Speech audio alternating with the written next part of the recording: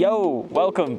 Today I'm going to be going over 5 things that I have believed at one point throughout my photographic career that have held me back in some way, in hopes that if you want, you can listen to this video and avoid learning them the hard way.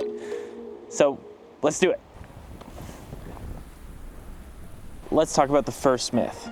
More megapixels equals better. This does not take into account a very important attribute of the sensor: its size.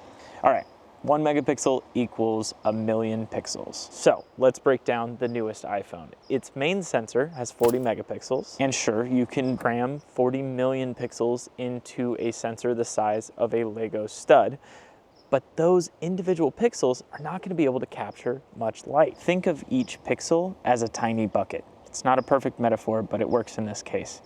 If they're too small, they cannot capture light if there's not an abundance of it, which is why phone cameras struggle when trying to take pictures at night or in low light scenarios.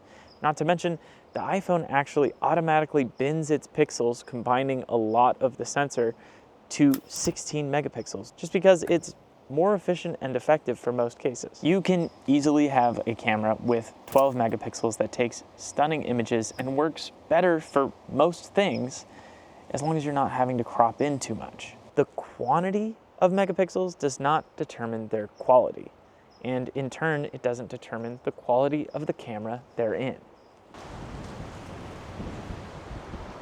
It's a little bit windy. The next myth: different camera brands have different colors. These days, pretty much every camera brand has great colors, and if you're editing RAW files, you can get almost any look you want if you have the skill. The difference comes when you are taking JPEGs straight out of camera. One good example is Canon is known for its warmer temperatures that accentuate skin tones and make them look nicer, but even that is happening less and less as Canon adjusts their style and other camera brands catch up to match the trend. Plus, many of the camera brands use the same Sony sensors, they're just interpreting the color and data in their own way. So do different camera brands have different colors? Well, only sometimes, and it doesn't matter nearly as much as it used to. Next one, are entry-level cameras good for beginners? Honestly, not always. They often use cheaper sensors, older materials, and worse build quality, so you're not getting the best bang for your buck. I would say 90% of the time you're going to have more value in a high-end used camera that you can get for the same price, if not cheaper. Okay, let's do a little comparison. Let's look at one of Canon's newer entry-level cameras, the R50. You can get the body for about $680. That gives you a 24 megapixel APS-C sensor that has decent image quality. For almost half the price, you can get a Canon 5D Mark III body. Granted, it is a 10-year-old camera, but it has a 21 megapixel full frame, gorgeous sensor that is known to produce some of the best quality images. In fact, some of my favorite photographers still use this camera to this day and take some of the best photos I've ever seen on it. Sure, the older camera is not going to have nearly as many features or settings as the newer one, but that simplicity can be a blessing for beginner photographers who just want to focus on creating good images and learning the craft.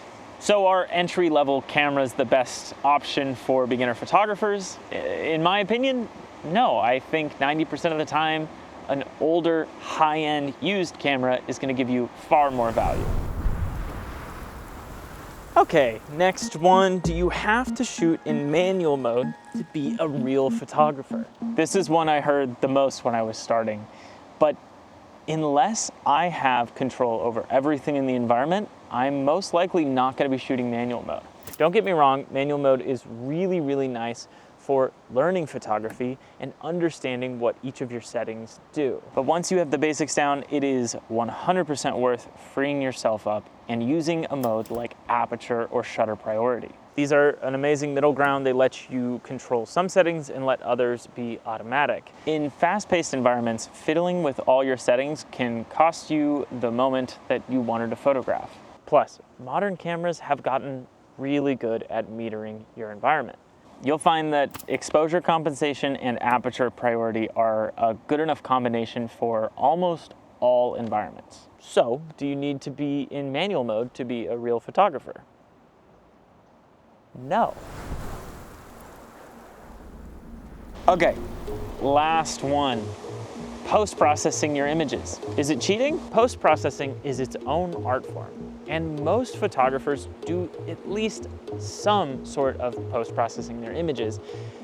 Even I edit my film scans to make sure the color values align with what I was going for. It's not extremely common, but I hear people proclaim that they don't edit their images at all, as if it's some sort of badge of honor. If you're in a photojournalistic field, there's certainly a case for minimal editing, if not none. But unless that's what you're doing, I feel you're missing out on an important part of the artistic process. So is editing or post-processing your images cheating?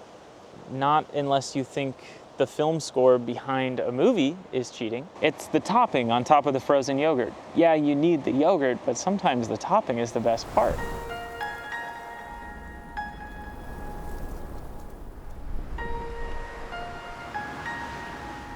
Okay, those were just a few of the myths that I've learned to ignore in my photographic career. If you enjoyed this video or learned anything, please subscribe. That's it. Bye forever.